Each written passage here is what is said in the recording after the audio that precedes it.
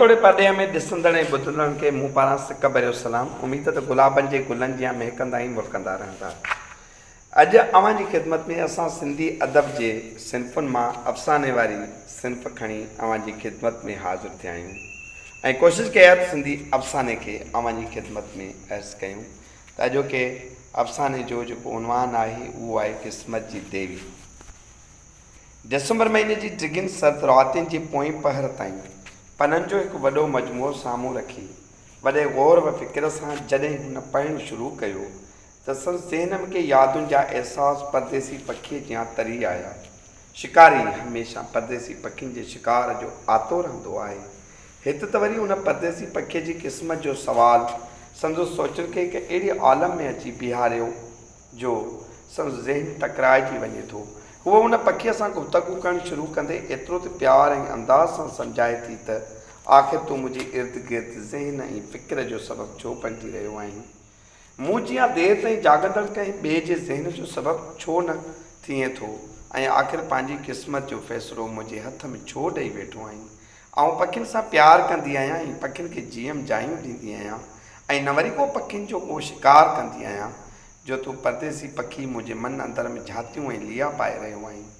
मञा थी तूं पंहिंजी क़िस्मत जो फ़ैसिलो मूं ते छॾियो आहे, पर अॼु जेकी मुंहिंजे साम्हूं ही पननि जा काफ़ी ढेर पिया आहिनि उन्हनि पननि में तुंहिंजी क़िस्मत न पर ॿियनि जी क़िस्मत जो फ़ैसिलो थियणो आहे। ऐं हा, मुंहिंजे साम्हूं पियल हिन पने मुंझाए छॾियो आहे, हिन जो छा कयां।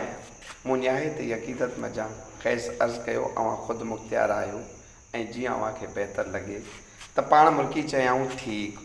पोइ उहो परदेसी पखी पंहिंजी क़िस्मत जो फ़ैसिलो उन हुस्न जी देवीअ हवाले करे पंहिंजे मकान ॾांहुं उॾामी उन जे सोचुनि खे तवील करे वञे थो। हूअ उन्हनि पननि सां पेच पाए लफ़्ज़नि जो हुगाव वठणु शुरू करे थी। पना मुल्की खेसि मुबारकूं ॾियनि था त असां मथां अव्हां जे हथनि सां हलायल कलम क़िस्मत बदिलाए थो, पर उहो यादि रख परदेसी पखियुनि जा अक्स तुंहिंजे चहिरे ते ख़ुशियुनि जा आलम आबाद करे विया आहिनि। तुंहिंजी ज़िंदगी जो तसलसल हिन उन सां जुड़ंदो जेको तुंहिंजी ज़िंदगी हूंदो। हाणे हिन पननि खे पासे ते रखी पेन ॾांढूअ जहिड़े पंहिंजे ॾंदनि मथां रखी सोचुनि में उॾाम हणी उन पखीअ जे बारे में सोचणु लॻे थी। कंहिं वक़्तु ख़ैर सोचींदे सोचींदे एतिरी त ख़ुशी मिली वञे थी जो उहा पंहिंजे पाण ते ज़ाब्तो नथी आणे सघे। संदसि निंड में हलंदड़ हिन ख़्वाब जी डायलागनि ऐं सीननि ख़ैसि एॾो त सुकून ॾियनि था, हर टहक ॾिए थी त वरी कंहिं वक़्तु रोई पवे थी। संदसि अखियुनि मां किरंदड़ लुड़क उहो पखी साकीअ जियां पीअंदो वञे थो, पर संदसि हुन जे ज़हन जे सोचुनि जी जंग जारी ई रहे थी। ओचितो हू पंहिंजो हथु साम्हूं रखी वॾे ग़ौर ऐं फ़िक्र सां लकीरुनि खे ॾिसे थी त हथ जी लकीरुनि में उन प्यारु कंदड़ पखीअ जूं तस्वीरूं नज़र अचनि थियूं ऐं उहा ॾाढी उदास थी पंहिंजे हथ खे चुमणु शुरू करे थी ऐं ज़हन सां वरी गुफ़्तगू करणु शुरू करे थी। पर ते हिकु धारे वारो फ़क़ीर अची वञे थो ऐं उहो पंहिंजो हथु उन फ़क़ीर खे ॾेखारे रोई पवे थी। फ़क़ीर संदसि हथु ॾिसी चवे थो, ओ हिकु इंसानु पखीअ जियां तुंहिंजे इर्द गिर्द रहे थो ऐं उन पखीअ सां तुंहिंजो प्यारु क़िस्मत जी लकीरुनि में लिखियलु आहे ऐं हू तोसां बेइंतहा मुहबत करे थो ऐं तुंहिंजी मुहबत हुनखे पखीअ जहिड़ा पर ॾिना आहिनि जेको तोखे ॾिसी वापसि हलियो वञे थो ऐं उहो तोसां गुफ़्तगू बि निंड वारी नेहोड़म ख्वाब वारी शिकिल में अची क़रीब पंहिंजे सपननि जी साभिया सम्झे थो ऐं उन सां मुहबत तूं बि करे थी, पर अव्हां ॿई हिक ॿिए सां खुली तरह इज़हार नथा कयो जंहिं करे ख्वाबनि जो सफ़र तवील थींदो वञे थो।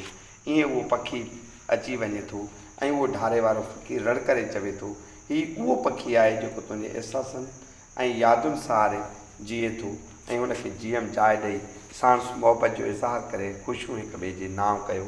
ईअं हुस्न जी देवी उन पखीअ जे रूप में फिरंदड़ पंहिंजे पतंग खे भाकुरनि में भरे ज़ुल्फ़नि जी छांव में विहारे नए नींहं नाते ऐं मुहबत जहिड़नि रिश्तनि जा वाइदा ऐं वचन करणु लॻे थी त संदसि अचानक अखि खुली वञे थी ऐं उहा छिरक भरे उथी जाग जे सपननि में गुम थी वञे थी।